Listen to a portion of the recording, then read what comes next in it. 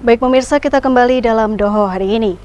Kejaksaan Negeri Tulungagung, Jawa Timur melakukan penyitaan aset dalam kasus dugaan korupsi di PDAM setempat.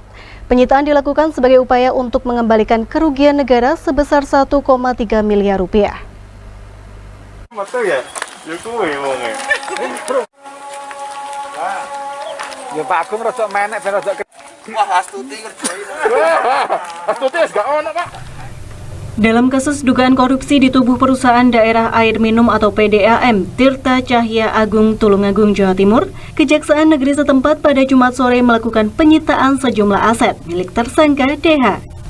Menurut Kasih Intelijen Kejaksaan Negeri Tulungagung, Agung Triradityo, penyitaan dilakukan sebagai upaya untuk mengembalikan kerugian negara yang berdasar Badan Pemeriksa Keuangan dan Pembangunan atau BPKP Jawa Timur sebesar 1,3 miliar rupiah lebih. Aset milik tersangka yang disita antara lain adalah 3 bidang tanah yang berada di Desa Rejo Agung, Kecamatan Kedungwaru, 1 unit mobil, dan 4 unit sepeda motor.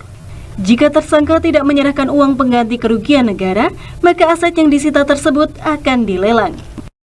Seperti yang kemarin kan saya jelaskan, kasus posisinya kan upaya penyitaan ini sebagai upaya tindak lanjut dari penyidikan perkaranya Pak Joko. Karena pada prinsipnya Pak Dia, karena pada prinsipnya dalam pemberantasan tindak pidana korupsi ini tidak hanya terkait penindakan saja. Yang paling utama, yang pertama adalah pemulihan kerugian keuangan negara.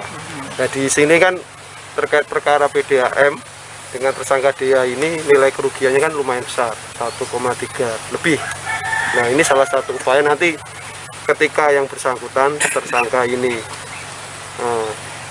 ternyata tidak membayar uang pengganti, salah satunya ini sebagai nanti ketika dia tidak bisa membayar, ini kita lelang dan hasil lelangnya nanti untuk menutupi atau menutup itu tadi uang pengganti kerugian keuangan negara. Karena prinsipnya pemberantasan tindak pidana korupsi adalah pemulihan keuangan negara. Berdasar hasil penyelidikan dan penyidikan, penyelewengan yang dilakukan tersangka adalah dengan melakukan markup anggaran dan kegiatan fiktif. Aksi tersebut dilakukan tersangka sejak tahun 2016 hingga tahun 2020. Karena dinilai kooperatif selama proses penyidikan, pihak kejaksaan tidak melakukan penahanan terhadap tersangka dan hanya menetapkan status DH sebagai tahanan kota.